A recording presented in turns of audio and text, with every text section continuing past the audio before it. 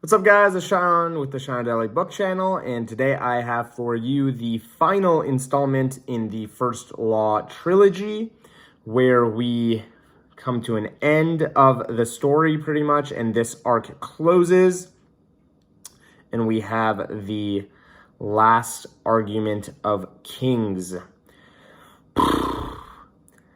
This book, obviously, spoilers. Go watch the previous stuff. It's all going to be spoilers. Don't expect anything else. This book was absolute action-packed from minute one to the last line of the book, and it was amazing. I loved every piece of it. It's so much fun, and without much review, we're just going to kind of dive straight into it. We have the situation that we're thrown in. Glock has just come back from his stint in Daguska, where he almost tried his best to save the city. It was impressive as much as he did, and he's actually given some credit for it. And so he's raised a little bit, promoted a little bit, and takes care of Artie a little bit. I think that happened in the previous book, but I forgot to mention it. And at the same time, the Fellowship, Logan, Longfoot, all the kids, everybody comes back from their trip without the seed. And Logan goes back north. Him and Pharaoh break up. It's just random bickering, very common breakup. And in the north, we have a situation where the Union is just absolutely screwed. Literally, both sides. Everything's going bad. The Gurkish are coming in really, really well. Like, it's not even a close battle. The Gurkish are going to dominate them. And then you have Bethod in the north, and it's not looking close over there either. So it's all kinds of stuff going on. Additionally, the king is dead, so we have no king, and we're just kind of dealing with all of it at the same time. It's great. All the carnage. So we'll kind of go at it one at a time, and we will start with Baez and Giselle. Giselle obviously being this character that Giselle is trying to install somehow in the government, where he uses him to do the uprising, and the uprising just like, I love that negotiation table. He just goes to Giselle goes in and he's like, this is what I want you guys to do. And they're like, oh, fantastic. We'll sign that right there. That sounds great. It's hilarious. Love that. And Giselle is just able to, without any bloodshed, quiet an uprising. Not really. It was a fake uprising caused by Baez. However, what does get is a little bit portrayed is the unrest of the common folk, of the bakers and the barbers and just like the everyday people of this world. Their lives isn't royalty. Their lives, they're not living the dream. They're in a pretty disgusting situation, and they want more rights. And this whole story is kind of on the cusp of an industrial revolution, which is what we will be talking about in the next trilogy. However, when Giselle quelches it, he comes back. He's a hero to the city, and his relationship with Artie starts up. Very weird start to that relationship. Questionable, little bit questionable at the beginning specifically, but they're pretty much falling in love with each other. They obviously care deeply for each other.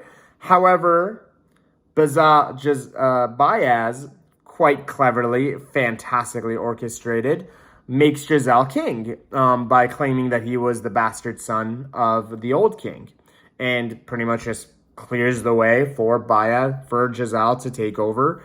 And Giselle quite quickly realizes, oh shit, being king isn't actually what it is. It's just kind of agreeing to whatever Baez wants to do. In the Agriant, whilst they're in a trip to the House of the Maker, we get a lot of stuff open up. All of a sudden, we find out Ptolemy is still alive. The seed was in the house. We didn't need book 2.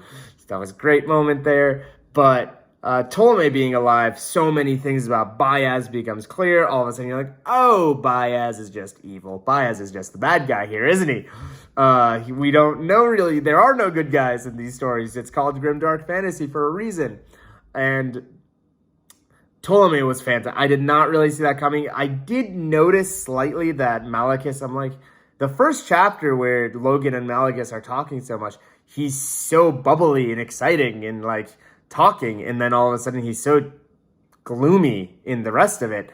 And it's almost explained well, quote unquote, but now it makes a lot more sense that the breaking the first rule and the whole eater nonsense, it's becoming a lot more interesting, what happens, the powers you're given by eating people and stuff. So very, very interesting stuff there, but it pretty much sets up the confrontation for Baez against the Gurkish and the stand that they have. Meanwhile, with Logan going back up to the north, he goes and they battle. They have an epic battle up in the high places where we have these people who are loved by the moon and the cave folk who are up in the mountains and join the army and have a pretty good fortress set up to defeat Bethod's army. However, in the process of that, there are a couple interesting things that happen. Lord Marshal Burr dies through the infection. That is the pretty much plague, as far as I'm concerned, which is what it was. And West, through pretty much happenstance, just becomes the Lord Marshal. And congratulations to him, obviously. Very, very good. He's obviously the most suitable person for the role compared to the other two idiots who were just fighting and one-upping each other. And he does a pretty good assault against Bethod and is able to defeat Bethod's army in the high places, which sets up an epic battle, an absolute blockbuster battle with Fenris the Feared and the Bloody Nine, which was just such, oh my god, moments. It was so much fun. And the argument, it's like one of those arguments that I always loved. If half of his body was written, the stuff was written, why not just write it on all of his body? Whatever. But obviously the Bloody Nine, and I will say, the scene where the Bloody Nine kicks in during the circle, and he's just laughing. Oh, the chills. The main interesting part of this story is that when these characters are first portrayed, I remember back in book 1, Logan, West, to a degree Glukta, are portrayed somewhat more positively. Like, you're supposed to like them a little bit. But as the story goes, Logan, you still like him, but you're like, oh, this guy's not exactly a good guy. And like, when Bethod was talking about all the stuff that they did back in the day, it's like, oh, Logan's not really like, he's not really the wholesome, happy guy that we all thought. Oh, he's just sad because his wife got killed. No, he was kind of messed up. And, it's pretty bad how much the stuff that he did. However, beating Fenris the Feared did enable him to become King of the North, which is a very great callback to King of the North, which is Jon Snow in Game of Thrones. Fantastic. But that led to him coming back south and joining up with the Union against the Gurkish, which led to an epic final battle between them. The story was just so action-packed. It was constantly going from one story to the other. Glukta being backstabbed by his own practicals. Fantastic. Great storytelling. The university finally showing in and you finding out, oh, Salt is actually doing stuff. Holy shit. Didn't see that coming. Throwing Salt out, killing him, and Glukta in general being able to regain power. At the end, Valentin Bulk being Baez, fantastic. I loved it. In the absolute carnage, obviously, Baez marrying off Giselle to the Talons people, and that whole storyline was very, very interesting. How she hates him is very, very interesting. Loved all of that. That was fantastic.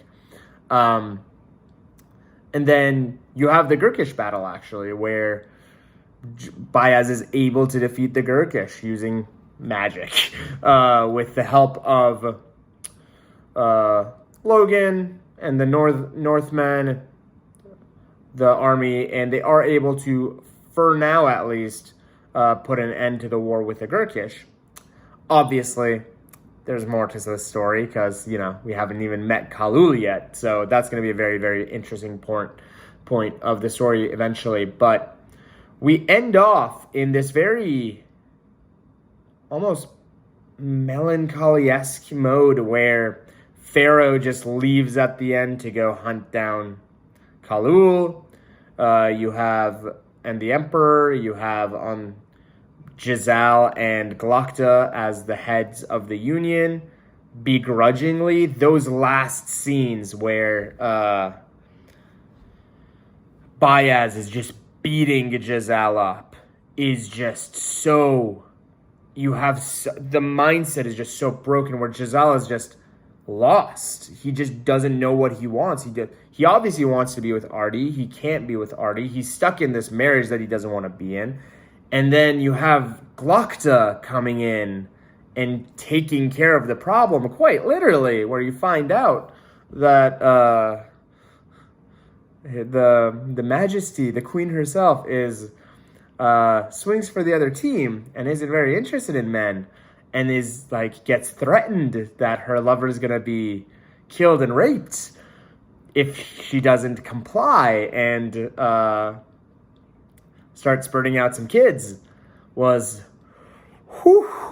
pretty dark moment to the end of the story, but it wasn't out of any it wasn't anything that Glokta was trying to do. I don't think he was necessarily trying to be bad. I think the fear of Bayaz and the cobwebs that Bayaz had sewn into the story were just so thick and so well woven.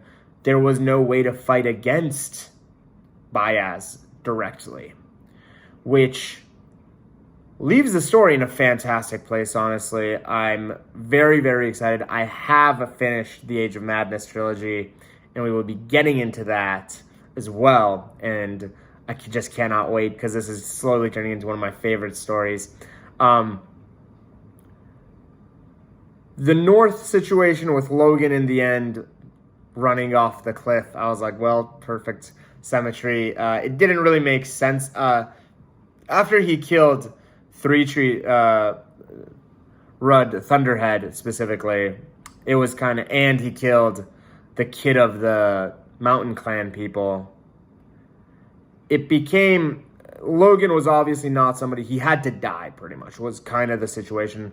Blacked Out becoming king was that you could see that from a mile away. Blacked Out was always out of short fuse. He was always going to stab somebody in the back in the first second that he could. But we leave in a very, very great place. I think the story ended quite fantastically. Very bittersweet, which is how Grimdark is supposed to end, because it's supposed to be a mirror of real life. You get these, you have this pompous jackass who thinks he's better than everybody else, and he finds out, oh shit, I actually am better than everybody else. I'm king. And then he realizes, oh fuck, being king sucks, and I'm literally a puppet, and I'm just a figurehead and being abused so Bayaz can do his thing. Very, very interesting moments for all these story characters. Let me know what you guys thought.